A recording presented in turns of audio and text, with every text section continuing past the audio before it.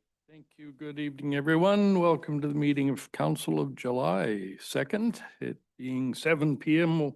Note we have the land acknowledgement in the agenda paper. I will call the meeting to order. Council, any concerns on any conflicts? Not, I note that Councillor Rowe is unable to be with us tonight. Council, the agenda in front of us, if entertain a motion to adopt. Seconded. Any discussion? If not, all in favor? Carried. So without further ado, we'll go to item 5.1 and request for, well, the reconsideration actually. So I guess, Mr. Hall, did you want to offer anything about the agenda? Hi. Yeah, so I guess what is before you is just the reconsideration of the variance request. So in the short form would be just the applicants are looking to have the variance reconsidered, but just for this year. Basically, they've staff went on site to meet with their owner and the representatives. So planning, engineering, and building staff were on site. We identified a location where they could create 2 parking spaces within their property. They're looking into that and we'll be preparing a development permit application. But in the meantime, they would like to be able to operate this year. And in order to issue a business license, they have to comply with the zoning bylaw or get a variance. So we're back to council potentially considering granting them that variance for this year to allow them to have a business license with the understanding that they'll use the remaining time to get their development permit application in so that next year they would have parking on site and be able to comply with the zoning bylaw. Thank you. And I guess I was just wanting to draw council's attention. I had a discussion with our corporate officer that I think item 1 is not relevant in the recommendation because this has been brought back for reconsideration. So it says, Mr. Hall has said, we're here to reconsider the item and choose between the various options. Yeah. So maybe I'll ask council, where do you stand?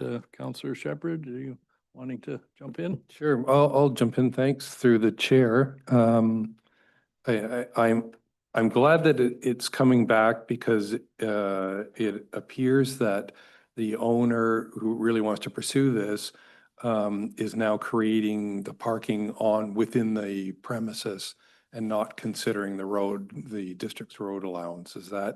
That's one of the options?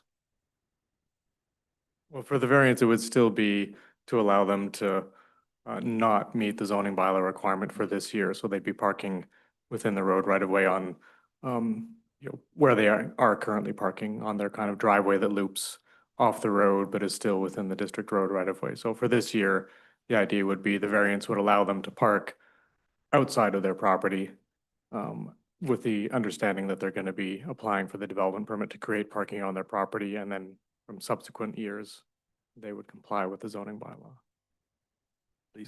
Thanks. So if council grants them the variance, thank you for the clarification, for them to pursue obtaining the parking within the premises, have they already identified the spaces where that would be created? Yes, we did that as part of the site visit. So all that's left is for them to submit the development permit application, get a geotech to provide an assessment, and then ultimately they can do the work once we've issued the permit. Okay, great. Yeah, thank you. See fingers poised, Councillor Bell. Yes, through the chair. I'm just clarifying, and it may be in here. So does that mean that the spa is also, the plan is to keep that open as well? No, they can't create enough parking on site, and they've already willingly noted that they would not run the spa because they know they can't provide parking for the spa and the short-term rental. So their goal is to work towards providing parking for a 2-bedroom STR only. The spa wouldn't operate at all, not this year or any subsequent years. Councillor McLaughlin, sorry. Yeah. I'm just wondering, I thought, according to the recommendations, that prior to discussion, before it's reconsidered, 2/3 of council vote must be in favor to proceed. So What's in I the- referenced that, but perhaps I'll turn it over to our corporate officer. Yes, thank you, Your Worship. So to confirm, the 2/3 vote is required by the council procedure bylaw in the event that a councillor invokes a reconsideration of a matter that's already been voted on. In this case, it's an error on our staff part. That vote is not actually necessary because this reconsideration is based on the mayor's reconsideration, which is section 131 of the community charter. Doesn't actually require a 2/3 vote to proceed with revoting on the motions. So council is able to, if there is a mover and a seconder, to call that question, or it'll just be to call the question, and then council will vote on the matter when the debate is complete. Well, that's not what's in the report. And so Yes, so it's an error on staff's part, which is. we're just supposed to know that without talking about it? Like, why didn't we know that? And I still wonder if we should proceed because it's, the Well, report is just okay, that a member of council- council. So Council, yes. As our corporate officer has said, section 131 provides for reconsideration. If you would like, I'm sure Ms. Polson can read it to us, but there's no, this 2/3 is, I think it's fair to say, just an error of drafting.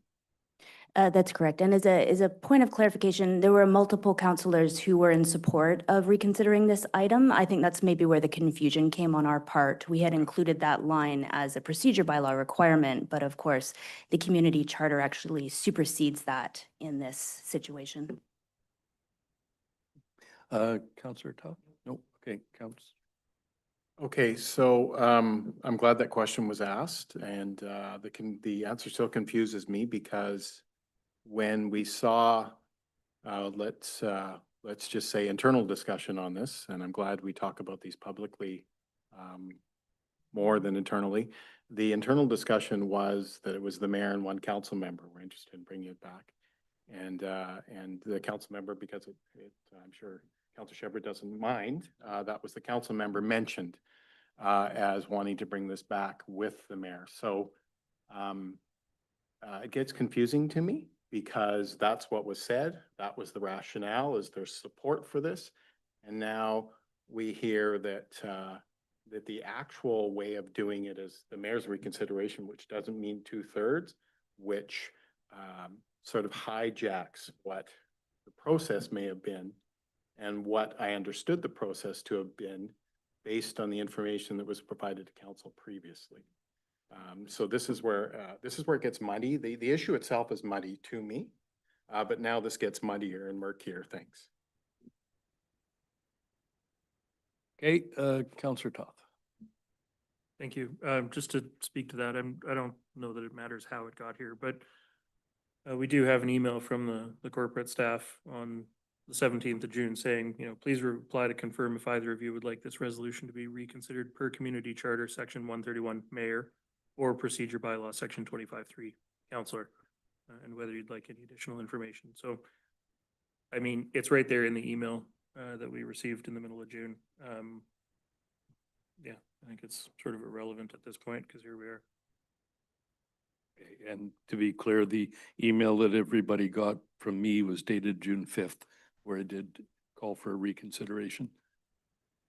So, please. Thank you.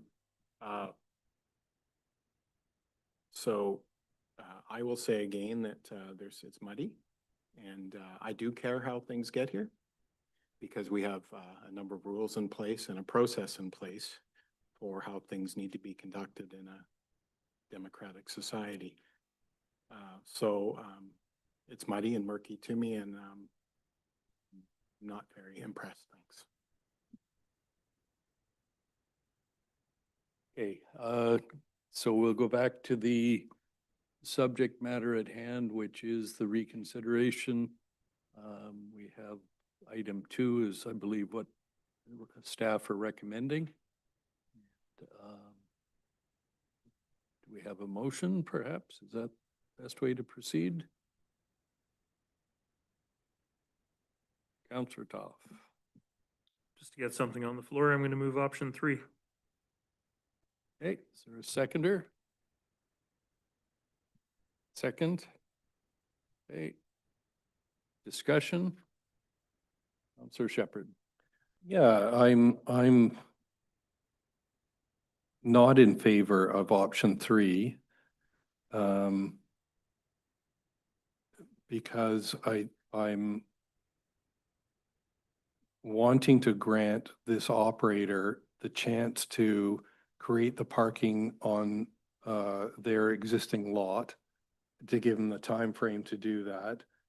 I don't want to see less accommodation provided. I think we've already got a lot of difficulty, not a lot of difficulty, but to keep winnowing away rentals on the Sunshine Coast and in the district, I don't think is good for the community. I realize that there's a number of letters have come out from some residents in the area about the operator themselves. But to me, it's should we support rentals, summer rentals or not? And they've been doing it. I think it's if it's a minor modification, I think council should support that. Thanks. Thank you. Other comments? Oh, thank you, Counselor McLaughlin. Yes, thank you through the chair. I'm just a bit concerned about some of the comments in the report that the owner requires it to be run for financial reasons. I thought that was in there. And also, I'm not really sure that this type of STR is really what is intended to, my impression from having an STR where you have rented out property to somebody, you've given them a lease, that it gives them the freedom to operate an STR within that lease. So they have total control, 100% of their property, and they have the owner's permission to actually have an STR. So I think we need clarification on what the STR rules are, because it doesn't seem to be applied properly in this case. And so to have the owner, and I think there is a question and answer section in the website from the BC government on short-term rentals. If the owner has made a special lease where there's an STR and the proceeds go to the owner, I think that's highly irregular and not really proper. And it seems to me this is what's being implied here. So, and then the property's up for sale, as far as I know. And looking at the pictures, you know, I counted like 18 hangers showing, holding life jackets, and about at least as many pairs of aqua shoes, and countless kayaks and floating little pedal boats and things. So I'm really wondering, like, what is the parking requirement of this operation? And I think this has been the contentious thing in the community. Like, it's just, I hate to use the term out of control, but when you have that many people coming to a little area like that, and there's not even adequate parking for one business, how can they run numerous businesses? So I just feel that this is not clear. I don't really have confidence in the information here about what is really being proposed. And I don't see why the parking requirements for all other people in Sechelt cannot be applied here. Thank you. So I'm going to comment a couple of things. Some of what you said is not relevant to the motion. This is before us in terms of whether or not we want to provide a DVP for this year only, or to take option 2 for 2 years. Or indeed the motion that's before us. So comments about STRs and payments and paddle boards, I respectfully suggest are not part of this discussion. Other comments, councillors? Councillor Toth, please. Thank you. Yeah, I think I mentioned this when it first came up for discussion, but this property's been operating without a license since 2023, relating to the parking challenges, I gather.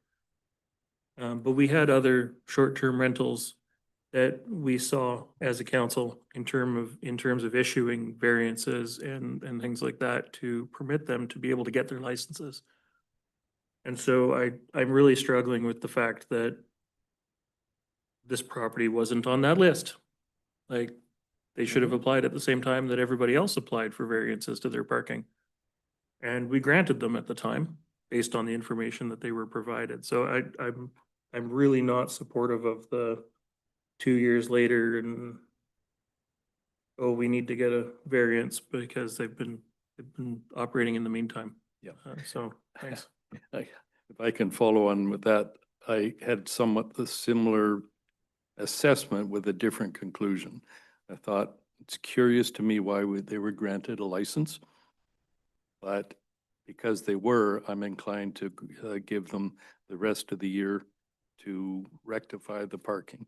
And that's what I put in the my email that to all of council about why I thought it warranted a reconsideration. I think we've seen some progress in the last 6 or 7 weeks since this was before us. And so I will be also not supporting this motion. And I equally would not support 2 years. I think what we've heard is the owner is ready to get this dealt with.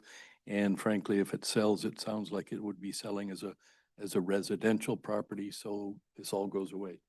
So in my view, there's a place to be for perhaps a kinder and gentler accommodation for everybody for the sake of the next 2 or 3 months. I think it's better to give them the 1 year and move on. Councillor Inkster. Couple of questions, thank you. Do we know how long the property's been for sale for? Why is that relevant? Oh, I'm not allowed to ask those questions? Oh, no, I'm interested why behind that, because. Okay, thanks. Thanks, Councillor Todd, for answering that question.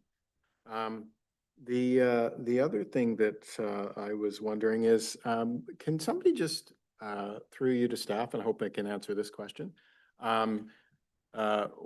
How long has it been since this application came to us?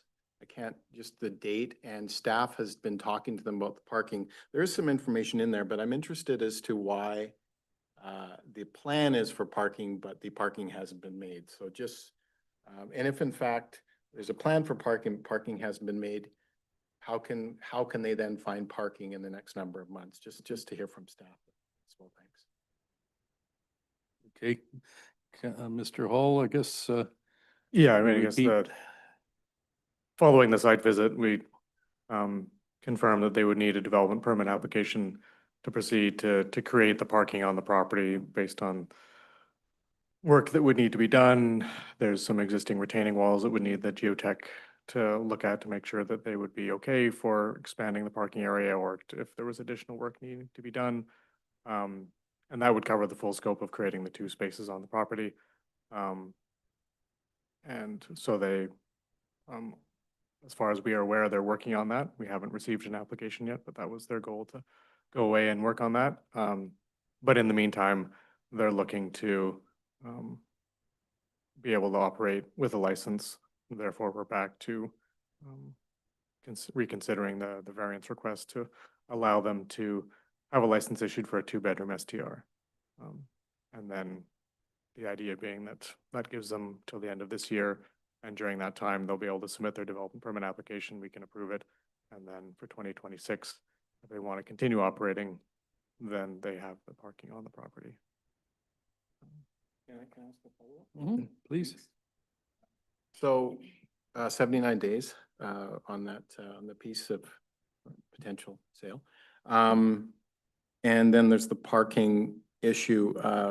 Do we know, through you to staff, and this may include bylaw, if the parking has been identified as an issue over the last number of years, because road road parking has been used, and those roads out there, if we've, council's been out there, they know how thin it is. The roads are thin, not very wide.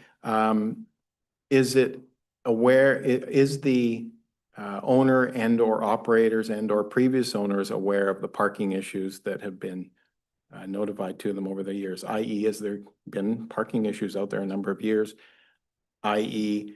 obviously there's a need for on-site parking, thanks. Okay, so I think your question and directed to bylaw perhaps, have we had parking in, or? There have been no formal parking complaints. Yeah, I guess the advantage here, on the east side of the property, they have a looped driveway. So while most of the driveway is within the public road right of way, it is effectively off the actual paved street. So them parking on it isn't the same as parking by the side of the road. It is off the road sufficiently that it's not really blocking the road like it would be if somebody's just parked on the side. So in that sense, there's a bit of an advantage here because the driveway comes off, goes down, and then loops back up. So any parking is on that loop, and is not on the actual road area, even though it's all within the public road right of way, which doesn't meet the zoning bylaw requirement, but effectively it's off the actual paved road. So it's Okay. less impactful than if the driveway wasn't there. Thank you. Is that okay, Councillor Inkster? Well, thanks for asking. So no formal complaints ever about parking in that area? Well, I don't know that. Not for that operation. Say that again, please. Not for that operation. Yeah, No formal Yeah. complaints? asked and answered. Councillor Shepherd? Okay.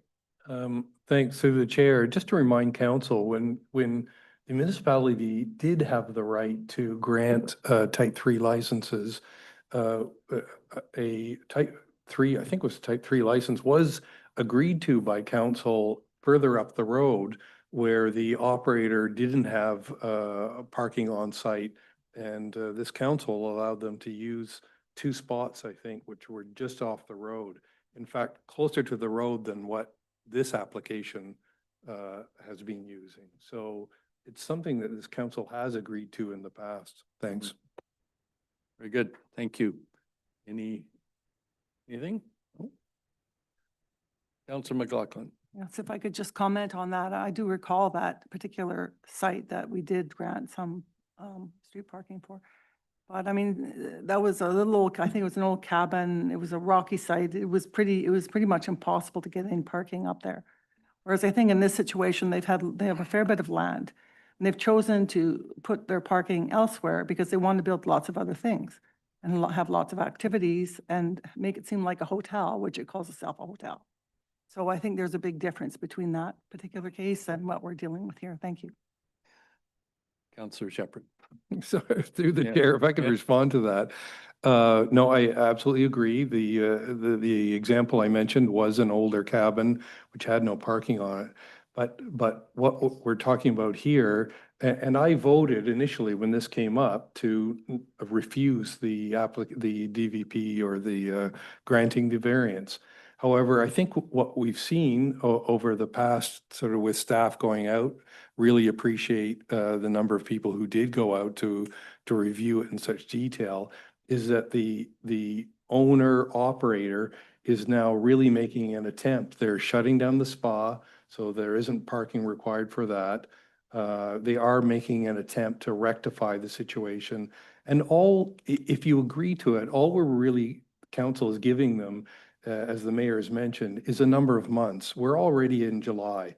So you would be giving them a limited amount of time to place the parking on their site. If they don't have it done by, I don't know what the date is, but sort of early next year, then they can't, they wouldn't be able to obtain a license.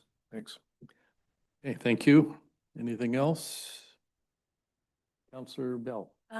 Well, through the chair, so that's a good point too. Councillor Shepherd, the date. I mean, what is the date for when this needs to be done? Is there a specific date? How does that work? Okay, so to me, please. Yes. Yeah. So the question is, right now before us, the motion is to not do anything. Like not give any approval. Mhm. So if there's another motion, then one of the two other options is to give them till the end of 2025. Or the other option is give them to the end of 2026. Right, so December 31st, 2025 is the date. Although, Yeah, our, our licenses are issued during the calendar year, so if we issue them a license tomorrow, it's only good till the end of 2025. And so for a 2026 license, they would need to have the parking on site. I mean, I'm not, I understand they're certainly doing due diligence and trying to do what's required. But, I just want to be very clear that I'm not exactly happy the way they've done business over the last. So, and that doesn't make me feel real good about supporting businesses when they play that way. So I want to make that really clear. But given this situation, there's a timeline. And the fact that there is the loop, they're able to park on the loop. I know where that is. If that wasn't there, that road's impossible to travel on. I live down there. I walk down there all the time. It's very busy in the summer. So I would say that unless that is part of this, that's where they would need to park. So they cannot park on the street, correct? Is that correct? They have to park down in this parking lot right now. I mean, they can park where they want, but. I mean, we can certainly make it an explicit condition of the license. I I think think they it- would do that anyway, just Yeah. because that's just how it works on that side. Yeah. And that's the better side to work from, but we can Okay. definitely condition the license to make it explicit. Okay, No, I'm anything else? okay. No? Thank you. Okay, great. Okay, folks, so we got a motion, which is the option 3 before us. And if you're ready, I'll call the question on that. All in favor of not, let's see. The way this is phrased, I'll look to our corporate officer, but we're actually talking about whether we approve a DVP or not approve a DVP, right? Yeah. That's correct. We're in the process of reconsideration already. So Yes. if we are not proceeding with a different option, then this vote will confirm that as a part of the reconsideration. Right. So I think the resolution needs to say that your resolution, Councillor Toth, is that no further action be taken. It's essentially the resolution that we had several weeks ago. Yeah. Okay. Okay. I'll call the question. All in favor? All. Just read again. Okay. Basically, option 3 is to reaffirm the original motion that was passed, which was to deny the application and require the applicant to comply with the zoning bylaw by constructing sufficient off-street parking within their private property boundaries. That's the motion that's basically on the floor right now. Okay, so we'll start that again. Is that okay, Councillor Bell? Okay, all in favor of that motion? Okay, the motion, all opposed? Motion carries. The no parking or no several months. Okay, thank you for your efforts. Thank you, council. So council, we then go to item 5.2, notice on title for 6300 Samron Road. And we have Mr. Nyos here. So anything you want to add to the wholesome report, Mr. Nyos? Thank you, Your Worship. Only to say that there's nothing to add other than we believe that the property appears to be moving towards foreclosure. Okay, right. Now, that's perhaps of interest, but I guess not, doesn't change any of our, certainly doesn't change your recommendation, I'm sure. No. Okay, Councillor Shepherd, I'll move the recommendation on page 10. seconded. Okay, any discussion? So just to clarify, we have notified the owner and both and the mortgage holder. Yes, your worship, that is correct. We have attempted to notify the owner at the Mhm. addresses that he's given, Mhm. and we have notified the charge holders on the property. Very good. Yeah. Okay, good. I'll call the question unless there's any other points. All in favor? Carried. Okay, then we go to notice of motion from Councillor Toth, item 5.3. Perhaps we'll turn it over to you, Councillor Toth. Thank you, and my apologies. I'm so used to writing District of Seashell that the title was meant to have said Downtown Seashell Post Office, but there we go. So I think the rationale hopefully is clear. In 2021, Canada Post reclassified Seychelles postal code from the V0, which is rural British Columbia, to V7, which is an urban standard postal code. And they did that, Half Moon Bay all the way through to Tawanek. And so freight companies, couriers, things of that nature use those postal codes as determined by Canada Post to set shipping rates in communities all across the country. And at the time, they said they were not changing the post office postal code. So if you have a post office box in downtown Seychelles, you pay more because you're considered rural. You pay more for delivery than if you live out at the end of the road in Tawanek. And so it's something I sort of flagged a couple of years ago for some of the business groups, but there didn't seem to be any interest in it at the time. And so I had a conversation, I think it was in the fall, with the manager of government and community affairs based out of Richmond. And, his comment on the matter was that he understands they have encountered things like this in other communities. But once Canada Post has moved on from their initiated process, they actually require a council motion to ask for the change. And so really that's all this motion is asking for us to update the postal code for the post office with Canada Post to reflect the savings and whatnot that literally the rest of the community receives. So I'm gonna move the motion Right. as presented. Very good. Thank you. Seconded? Yeah. Please. It's interesting. So after 21, obviously after we didn't have the business there anymore. So I was wondering if it was further back and we were being gouged and we didn't see that. But happy in my case, we weren't. But people since, right? So I'm glad this was noticed. I obviously wouldn't have necessarily seen that because I obviously get the preferential rate, we'll call it. Surprising that something a block away or 10 feet away gets that extra $29. And so, we know that if you get 10 parcels, if you're a business and at that rate, let's just say that's 10 parcels in a month, that's $300 extra, obviously based on this, and 50 parcels, right? Math on that. As a past counselor used to say, do the math. So yeah, I'm very supportive of making sure we can get this changed. Thanks. Very good. Thank you. Yes, please, Councillor McLaughlin.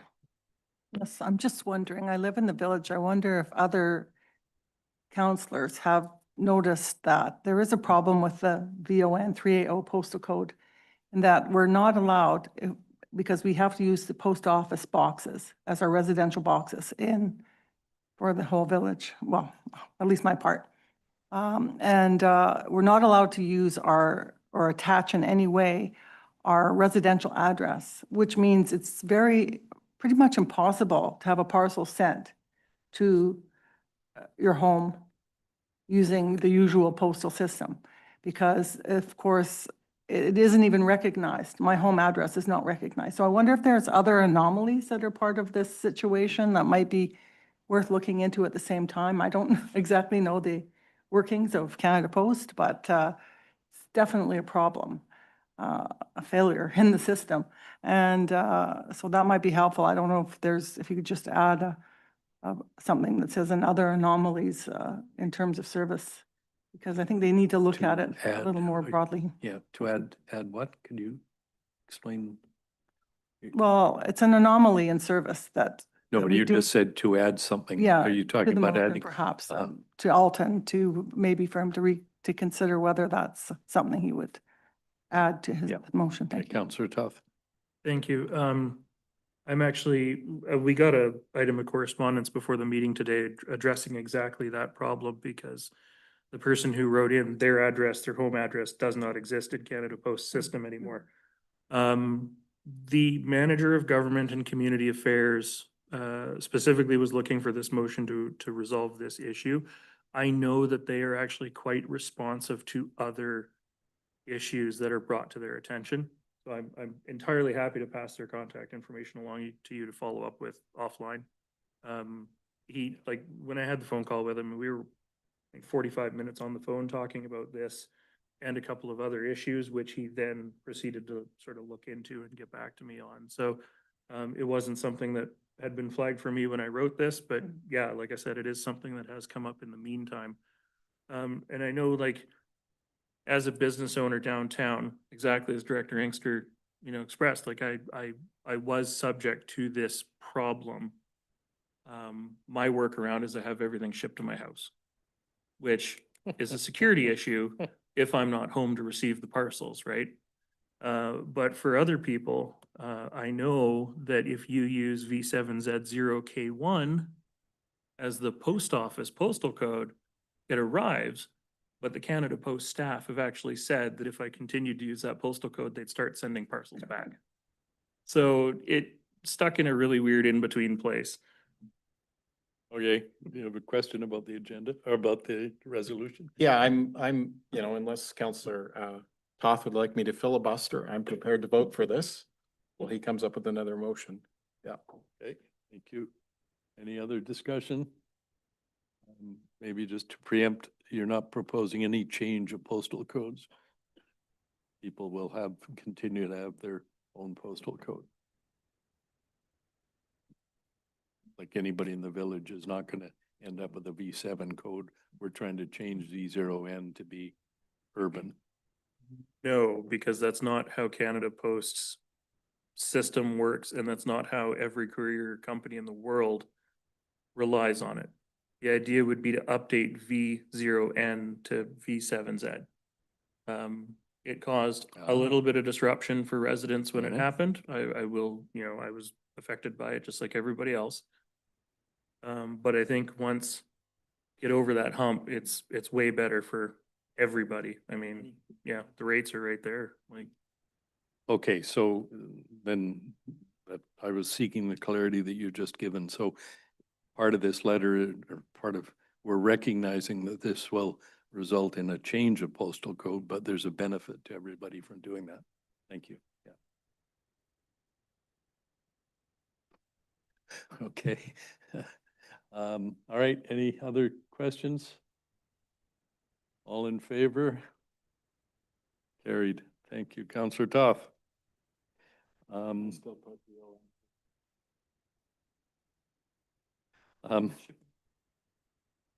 Yes, it'll save the district of Sechelt some money. Okay, folks, we'll go to item 6.1 on page 15, please. And look who's back. It's Director Allen.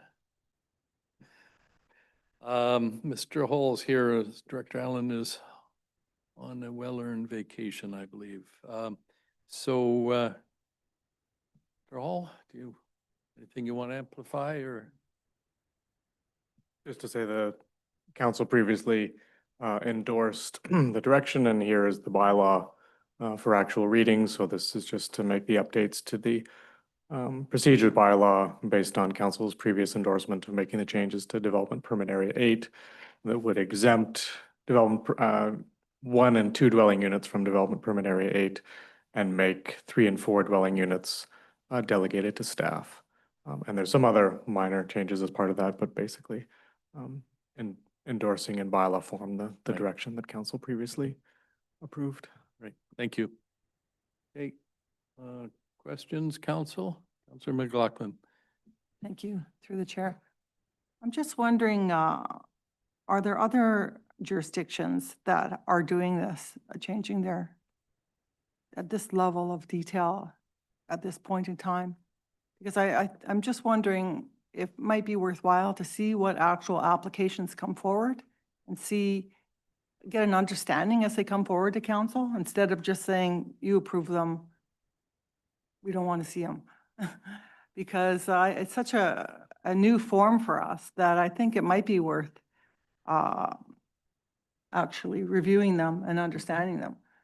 And it could have profound impacts. Or if nobody comes forward, or hardly anybody does, which is often, look at our granny flat ideas we had, and that we haven't got any. They didn't come forward with any of those laneway homes and such. So maybe kind of irrelevant to do this if we don't have any interest coming forward. So I'm just thinking out loud about whether this might actually be a little premature to take it this far and to just have the planning department approve what goes on, especially in the village, because the infill area is largely in the village. And then, you know, I don't know if we'd have any chance to you know, change it at that point. So also, like, for instance, in Gibson's, have they done this? I'd just like to know as well. Okay, Thank you. so do you know if other jurisdictions are taking this step? Yeah, I mean, I can name any off the top of my head, but I mean, the approach varies amongst all the different jurisdictions. There's some that are eliminating, going far further and eliminating these types of developments from any kind of additional process. So no advisory planning commission, no development permit. Some are really just going from, if the zoning's there, they go straight to building permit. Others are kind of in between there, like we are in terms of taking steps. We've updated zoning bylaw, or making changes to development permit areas, but still kind of keeping the same process, like, oh, a development permit applies in many cases. But And the question though is, in this specific approach, you're not clear who else might be doing it at this stage? no, I think it'll vary around the province. Some organizations may not even have this type of development permit area for the kind of intensive residential piece. I think for Thank you. here, you know, That's- we have been. Yeah, that's Mhm. good. Okay. Thank you. And so the second part was, it was more about, does it apply in the village more than elsewhere? And I think I mean, our bylaws are meant to apply across the district, so. Well, it's the infill areas, and the main infill area is the village. And I'm concerned that, you know, rather that developers would be lobbying for this approach, because it just means they can just go ahead and do exactly what they want to do without consulting or No, having any I'm sorry, say. that's not at all correct. They Well- have to go to the director of planning. This is about delegating authority to our director of planning. That's right. It's not that they can do whatever they want. Well, without any council supervision. That's very different. Why I'm here, Yeah, yes. That's very To, different. to watch how this place is, you know, how things go and So, how Councilor the McLaughlin, community we're develops. here to talk about whether we want to delegate very precise Yeah, items to the director of planning. So. yeah. that's the Well, I'm discussion. saying I think it's premature to do that here. I Yeah, thank you. understood. Thank you. I appreciate that comment. Yep. Councilor Shepherd? Yeah, thanks to the chair. Yeah, I have to repeat that this isn't an open-ended giveaway to developers. It's a very limited delegation of authority. I wonder if it would help council, though, if we got specific examples from Director Hall about, let's take a look at applications in the last year. What examples of approvals that were being sought would have been delegated? If this had been in place a year ago, what would have gone through, like Orchard Park, if you recall that? Right. Very few, actually. Like Yeah. right now we have, you know, there's the 4 units on the Apple Orchard corner lot. So that's, in that case, whether it's a duplex with suites or a quadplex, is still 4 units. So that that would have been captured by this. So that would have been delegated under the proposed amendments. We have the Rosewood Place quadplex, and there, that would have also fallen under the delegated authority. We have, I guess, the Mills Road rezoning that was, and development permit that was looking at originally the creation of 8 lots, now the creation of 7 lots, each with a quadplex on it. So that was something that would still, because the subdivision involves more than 3 lots, that piece would have still come to council. Right. And then we have certainly other interest on a few properties from some of the more recent subdivisions that were previously single-family subdivisions. There's a property on Belay Road where they've got a couple vacant lots where they're looking at pivoting and doing 3 and 4 unit developments there. So between whether they're triplexes or duplexes with suites or whatever, all those would have probably fallen under the 3 and 4 unit delegated piece. But there's been a range of, some of the, there hasn't been a huge flood of the detached accessory dwelling unit, like the cottage applications. But there are those occasionally. And so like, again, we've done a few DPs where those would have been exempted entirely, where there's a few we're aware of that could be forthcoming that could be exempted if this bylaw move forward. So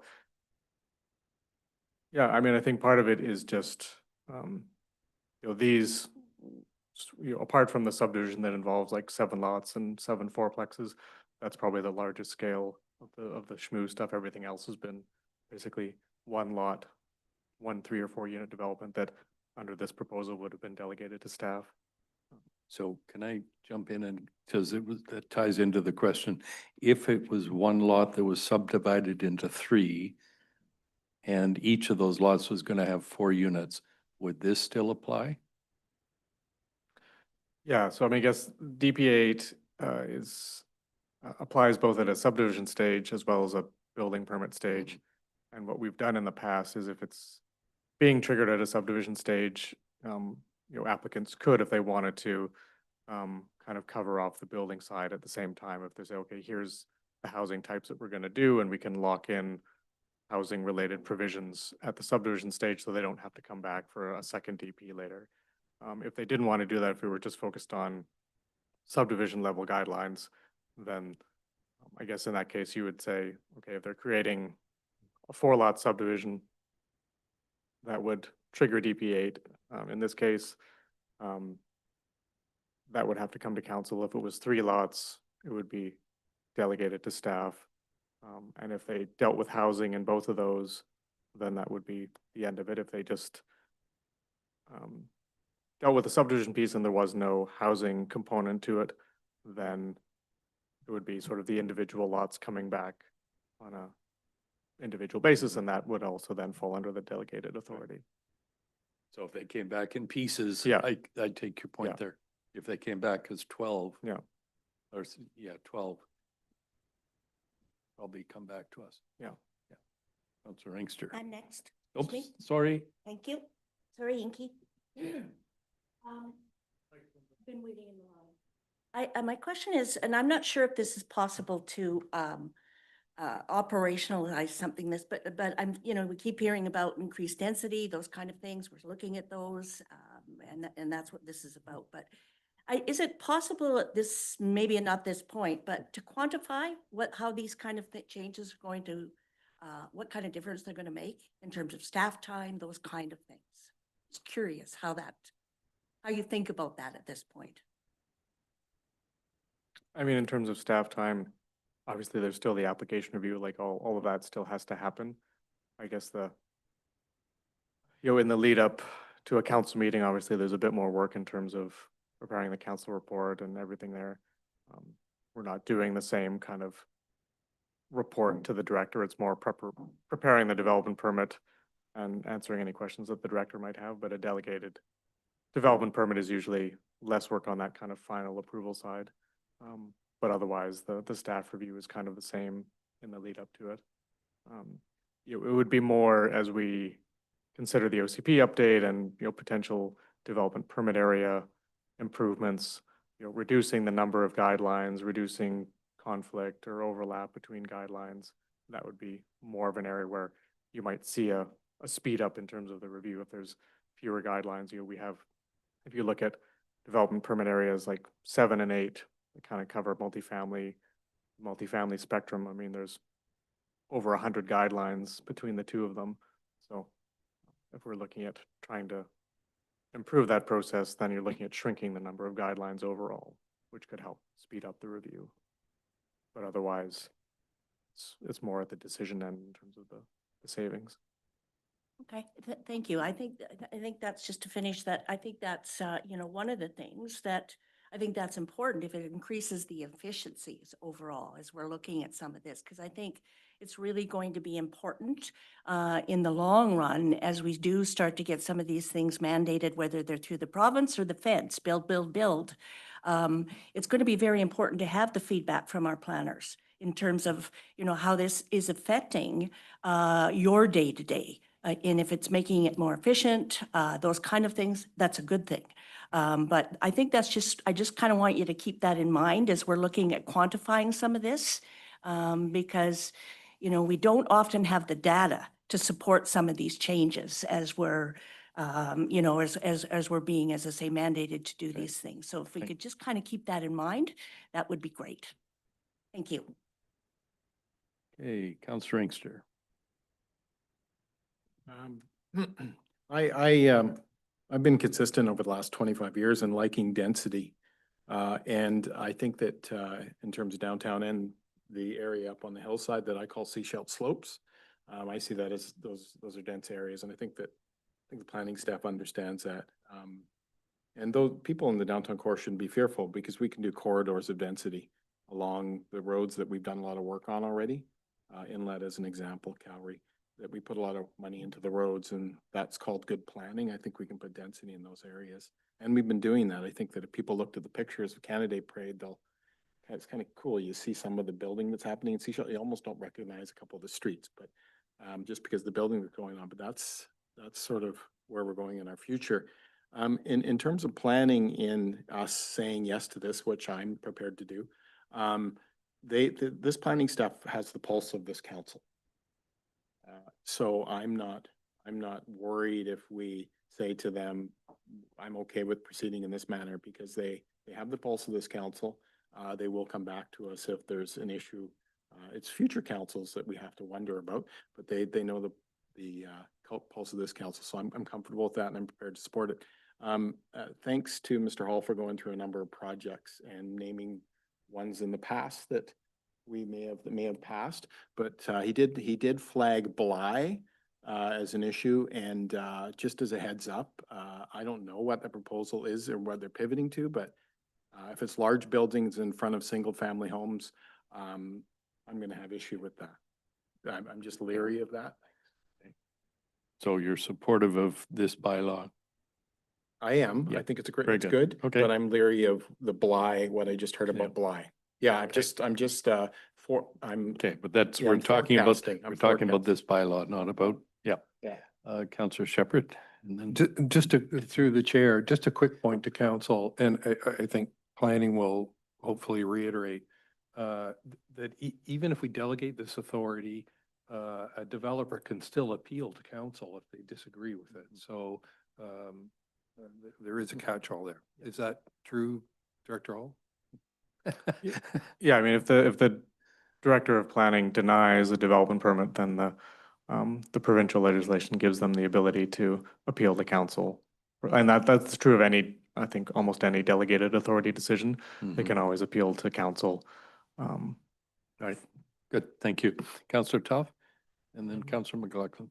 Thank you. I think generally supportive. I think of sort of our role from the governance policy oversight perspective. And honestly, the numbers here don't alarm me in terms of a policy perspective. If we were talking about delegated authority for 20 lots or less, or 400 units or less, I think that's a different conversation. But, duplexes, triplexes, duplexes with suites, I don't think those are things that governing body of council needs to necessarily be spending its time on anymore in this town. Thank you. Great, thank you. Councillor McLaughlin?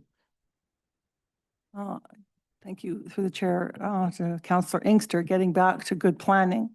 Part of good planning too is to have amenities planned and amenity contributions obtained from development. And so far, we haven't got our amenities contribution ideas together, and we haven't costed them out. And so we're just not asking for good amenities. So I feel that it's premature to do anything until we get that. I've been waiting for that for quite a while. I think all of council has been.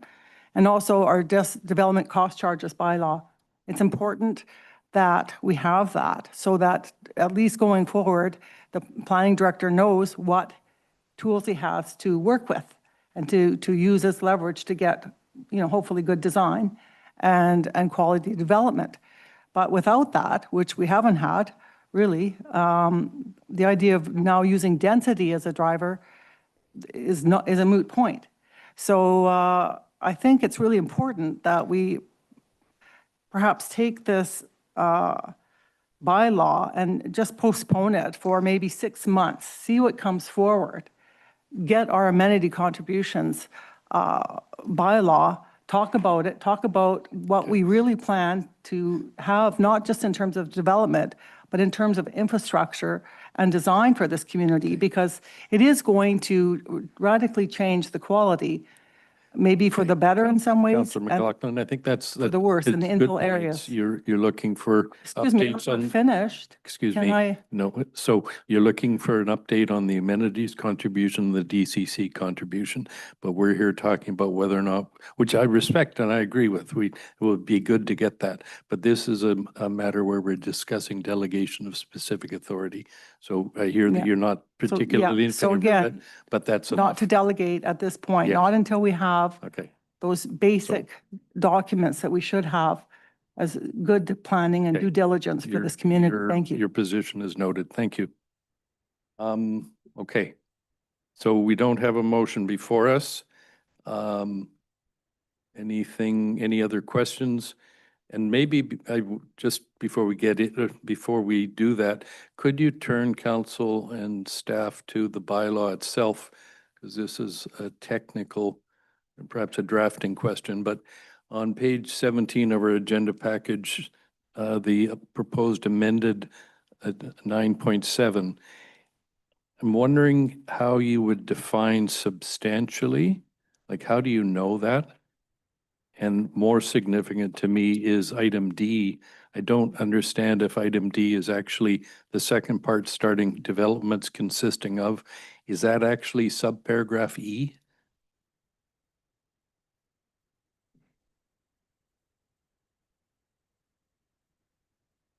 Not sure who can, I'll give you a minute. Let's.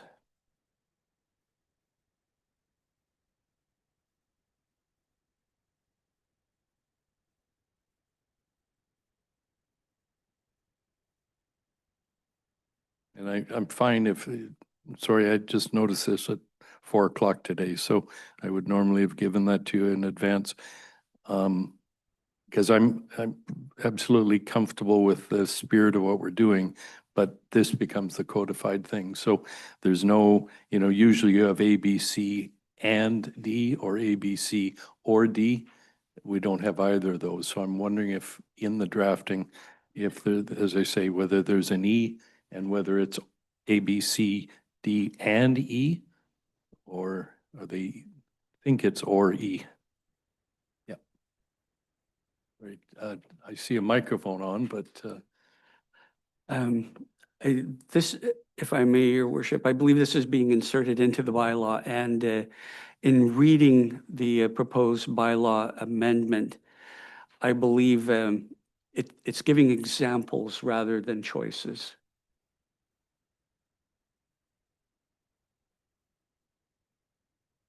right, okay, I understand that. So in terms of D, is D all of that? Because there's a semicolon, which would normally signify the end of that section. Like, I think there's the second part of that is E. Yeah, it easily could be. I think it could still work if it is all just D, because the idea is that the less than 3 dwelling units are exempted from a DP under DP 8. But it would also work if it was D was just conforms with the zoning bylaw and E is developments consisting of less than 3 dwelling units. So given it's a bylaw, and I know I see hands here, I'm going to offer that we can vote on a recommendation, and at our next meeting, we could vote on the bylaw after we give you a bit of time to make sure you're happy with the way it's drafted. Counselor Toth? Thank you. My suggestion was going to just be to defer the whole thing for 2 weeks until we get clarity on item D. Okay. I mean, okay. like, yeah, just push the whole thing off for 2 Right. weeks. I don't think it's gonna hurt anything. So, Okay. that's a motion to defer it for 2 weeks pending clarity on item D. Is there a seconder? I'll second that. I mean, either one. Are you seconding? No, I would just suggest if council is comfortable, they could simply make it, propose making a change to the bylaw tonight to separate D into D and E, based on the semicolon. So D would be conforms with the zoning bylaw, E becomes developments consisting of less than 3 dwelling units, et cetera, and make that change to the bylaw and give it 3 readings as is. Okay, I did second the motion to defer. So, Counselor Inkster?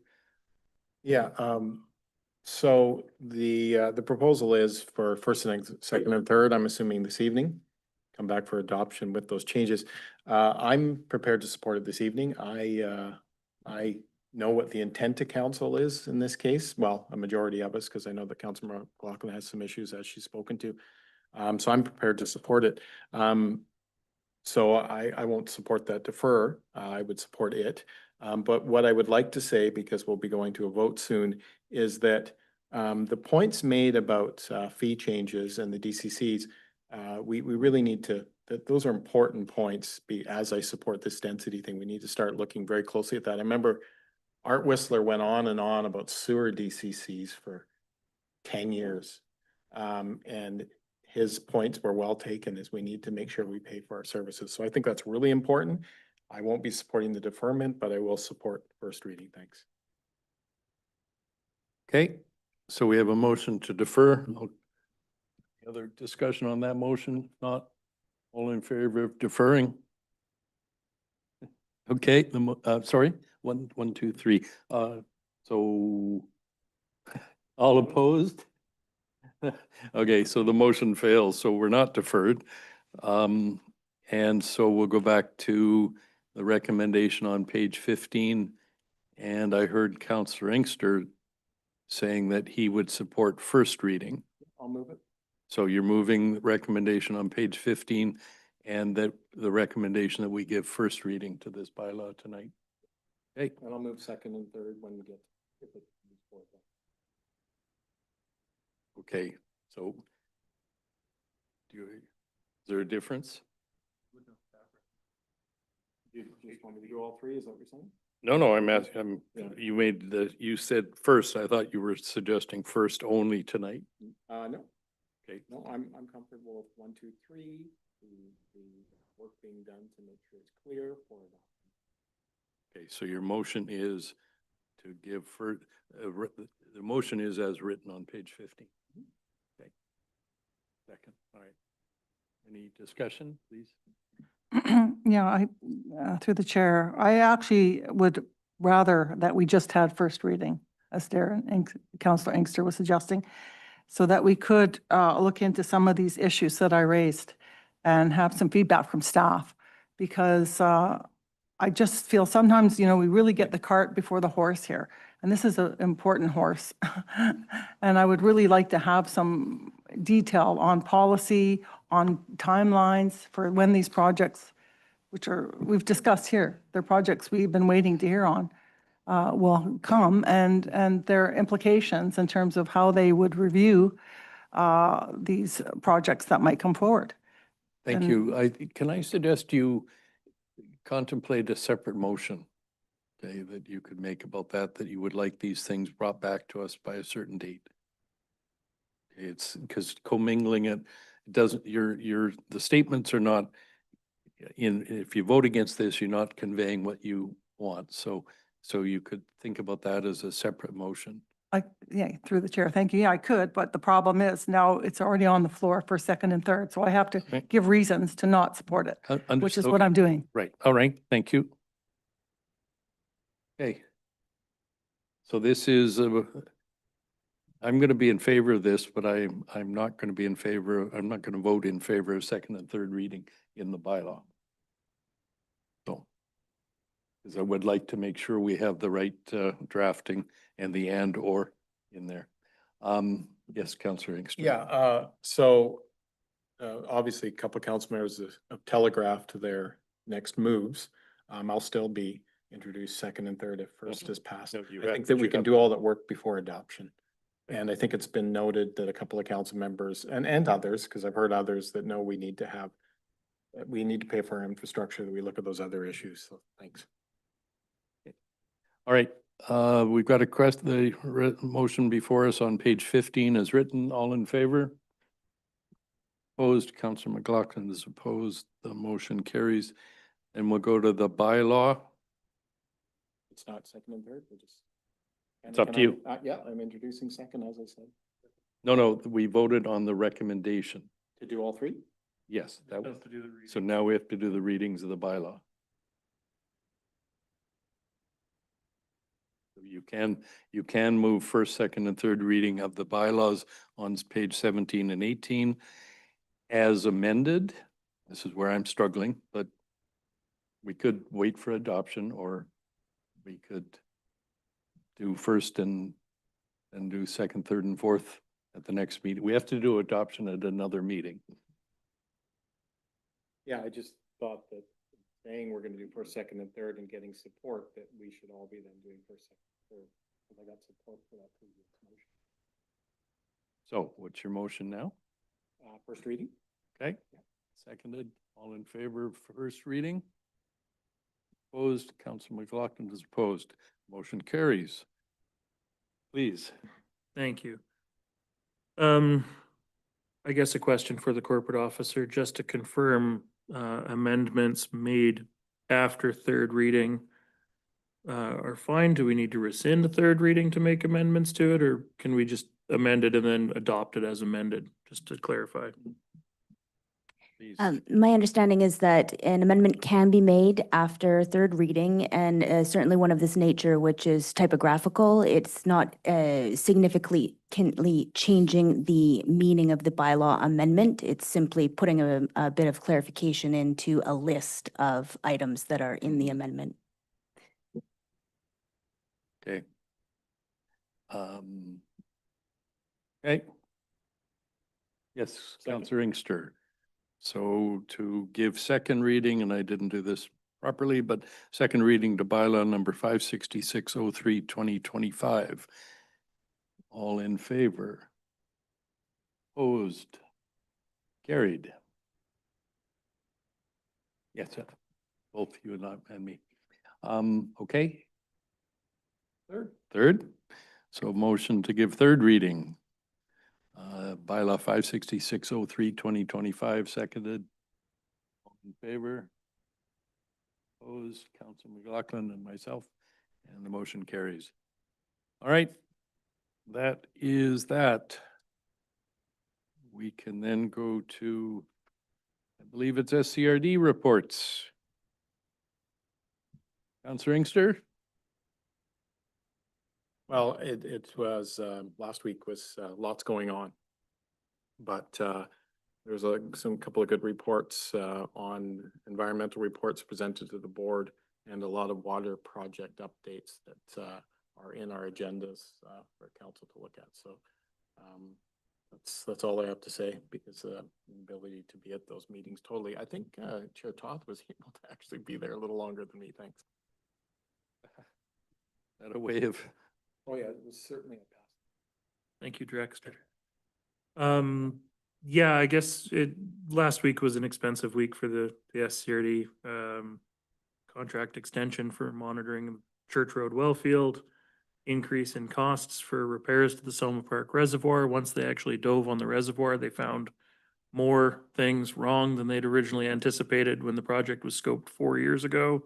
And of course, cost escalations in the last 4 years. Loan authorization bylaw has been recommended to come forward for the Langdale Wellfield. So $18 million project, $13 million of that to be funded by debt servicing with a 20-year loan. So staff will be bringing that forward for readings and then to go to AAP. Contact Water Pond budget amendment, that project is finally finished. They found more asbestos containing materials than they expected to, go figure. So it ended up being a substantially more expensive project than originally anticipated. But in terms of good news, and I'm given how much he talks about recreation, I can't believe Councillor Inkster missed it. The aquatic center is fully open again today. And that includes the big slide. So I was really hoping to get a picture of Councillor Inkster on the big slide. So maybe we'll have to stage something in the next couple of Yeah. days. And the hot tub. And the hot tub. That's working now. So I think I'll just leave it there for now. Thanks. All right, thank you very much. Okay, we'll start, how about Councillor McLaughlin, Councillor Shepherd, Councillor Toth, Councillor Bell, Councillor Inkster. Please. Councillor Thank you, through reports. the chair. Yes, I would like to report that I was actually at the rec center today. You could have taken a picture of me. If you want a picture, well, maybe. Many days a week you can find me there. So I suggest, I welcome all of you to come to Aquasize, to use the weight room and to go to some fitness classes and stretch and strengthen and all that. And I think I'll outdo you on the floor. But anyway, had a great time at the Canada Day celebrations. Got to ride with some other councillors in the First Nations, Sechelt Nation canoe. Lots of serious waving going on and screaming going on and happiness. I saw so many kids and families there. It was really nice to see. I did attend the opening remarks, etc., and that was very nice, although we weren't really recognized. Unfortunately, I think the mayor forgot to recognize other councillors that were there, but I know Donna, you were there doing other things too, and we were all over the place. Lots of activities, good food. It was a good time was had by all and perfect weather, but I particularly liked the firefighters. Did you see them? Yes, that was really interesting. And so I hope we get to do that again next year. Thank Okay, you. thank you. Councillor Shepherd. Thank you. You know, really my thanks on Canada Day to Councillor Toth for all the management running of the parade. I think it was just brilliantly done. Thank you to all the staff who were really working at putting it together. We had some friends in from Vancouver that were just blown away by the fireman event, just the whole sort of nature of the day. They were really impressed. So thanks to everyone for that. The only other significant thing, we had a recent meeting of the community or the Committee on Community Safety. It's really reaching an important threshold where we're going to divide up the group in terms of functions and sort of almost converting it from a committee to a series of task forces. So that's an important change. And I know Councillor Bell will have some more comments on that. That's it. Thanks. Thank you. Councillor Toth. Thank you. Forgot to mention, there's going to be a water update coming to the board on July 10th. So, or coming to committee of the whole on July 10th. So, I did attend a library board meeting last week. There was some confusion about the process for the funding agreement renewal. I believe between some staff to staff and some board to elected, I think we might have finally gotten them onto a path now. So, you know, we've been emphasizing that they need to come to council and the board, you know, the funding partners early to talk about their plans and their, you know, the things they want to see going forward. Because, the meetings are public. Welcome people to attend the public meetings and ask questions. It's really an interesting group. Yeah, Canada Day Parade. I think this was my 10th year doing the parade. Well, maybe 9th because we canceled one year. A lot of fun. I think it's the first year I didn't actually get a sunburn, so, you know, the weather was perfect, but a little preventative measure goes a long way. So a lot of people having fun. And I didn't realize that the mayor could sing. Kudos to you because there's no way I would have been on that stage leading it. So, well done. And finally, my kid and one of their best friends got their learner's licenses today. So watch out, Seashelt. They're gonna be on the road soon. Stay off the sidewalks. That's right. And that's it for me. Thanks. Thank you. Counselor Bell? I just want to say the same that everyone said about the parade. I mean, it was, I can't thank you enough, Alton, for your leadership and the staff and the volunteers that make this happen. It is so greatly appreciated. It just is such an extreme example of what a community can be when they pull together. And I think there was a tremendous amount of community spirit out there, even more so than I've ever seen because what's happening out in the world. So well done, Seashelt. Well done to every one of you. And it was just so much fun. And just a quick one on the community safety meeting has been, I guess the Community Safety Committee has been in place now for a few years. And we've worked through you know, having stakeholders around the table and subject matter experts. And now we're at a point now where we're looking at really getting to work on some more kind of building some resiliency from within as well in terms of what we can do for community event or community initiatives, whether it's committee or citizens on patrol, community on patrol, block watch, those kind of things. This is we're in for the long game on this one. Community safety is not something that's going to be easily solved. It isn't in any of the communities that you talk to right across Canada. It is a combination of policies and regulations federally, and it is an issue that we're all facing in our economies and in our communities. So I ask from all of our community to have some patience, I guess, and some hopefully some compassion. I understand there's a lot of compassion fatigue right now because people are frustrated that we can't fix the problem. But it is something, as I say, that we are working on in building resilience from within. We will be having community, we'll be having people involved in these initiatives, but we'll also be looking at spending some dollars on some other things that we're looking at that other communities are trying. And so we'll be keeping our community updated. Just encourage you to please always we have an opportunity on our district website for you to, you know, communicate. And I'm going to reiterate this is because this is the RCMP's message. If you ever, if there is anything you're concerned about, if there's any crime that you see happening, if you ever hope to God not involved in something, please remember to report it to the RCMP. We understand, the RCMP understands that they can't always get there in time or can do some of these things. And remember that these things are often because the catch and release is not the responsibilities of municipalities. This is federal regulations, and it's frustrating.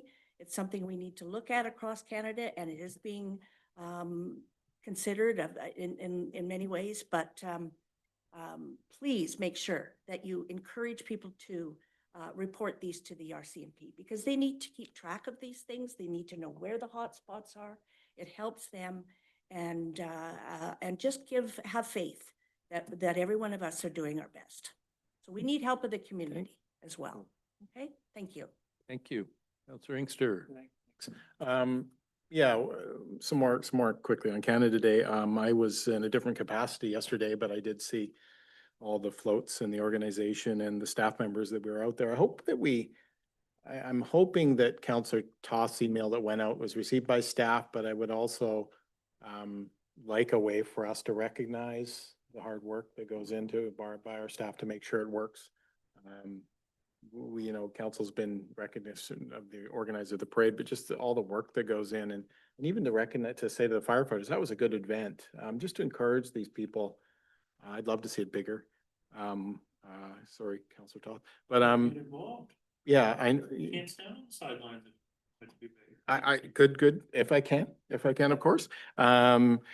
Order, anyway, so I like that, and I'd love for us to recognize, our staff in that in any way we can, just even by pointing them out and saying, you know, by name to say good job, because I did see a number of them out there doing a good job. It was a good day and the weather was nice. One thing I didn't mention a couple weeks ago is that I was at a water discussion, out in, I don't know what it's called now, the old Lord Jim's, Rockwater. Yeah, a number of weeks ago with a number of people. I think Councilor, Chair Toth was busy that night, but I was out there with some other directors. Some good information was presented there and a good group of people talking about water issues throughout British Columbia. And, because obviously, strangely enough, we're always looking for water, even though there seems to be so much around. I was glad to hear the, continuing talk from two council members in particular about community safety. And because we had the Penticton examples and I guess councils had time to digest those. I hope that we can bite into some solutions that we may need to get into. And I would really like us to look at maybe some of our reserves to deal with some of these things so we don't go around in circles about taxation because it's very area specific right now and there's a need. So I think that's one of the ways that we can deal with some of the things that we may need to do. We talked about cameras, we talked about security, we talked about some of those things. There's an overall concern in the community over safety, whether it's our aging population or others, and that's really important to me that our community feels safe, especially in the evening. Thanks. Okay, thank you, Councillor Inkster. Okay, for me, had some fun. June 20th, along with Mayor Ken Sim and MP Weiler, had a ride on the Green Line, the Artemis EF-12 foiling vessel. Yes. Then we did it, that was fun, just going through Falls Creek. Amazing technology and something that I think we're going to see rolled out all over the world. The collision avoidance technology, as Councillor Toth could share with you, I think it saw a duck in Gibson's Harbor. And I did that again on Sunday with the organizers, and the folks from Belfast with Artemis are really leading the way. A lot of that technology comes out of SailGP. Anybody seen the high-speed sailing races that are run? So I think we'll see lots of news coming from that consortium of FRS Clipper and Green Line and Artemis in the coming months. June 24th, I hosted meetings with our MP and about 20 employers of the temporary foreign workers group that council supported a couple of weeks ago. And then we rolled from that into meeting with about 50 temporary foreign workers and their families for some very heartfelt and challenging stories. Mr. Weiler was very gracious and is taking a lot of these stories back with him and will be coming back to this group, I expect, in the next few weeks, I hope, because some of these people are facing the horrible decision of whether to stay and have their families leave as early as next February. I should let council know that I made the decision in June 19th to resign from the Green Municipal Fund. I took the view I've not been able to be as prepared as I would like, and the challenges of getting to Ottawa and back while I'm doing a number of other things were such that I felt it was the best. So I advised the board of that during our meetings in the middle of June. Canada Day, lots have been said, but I will pick up on Councillor Inkster's comment and recognize, well, first of all, I won't recognize Parade Marshal Extraordinaire because I already did and others have done that. It was great to see MP Weiler and MLA Neal attending. I think we figured we won't see them for 5 years because they've got to be in other parts of their ridings for the next several years. So maybe we'll get them back.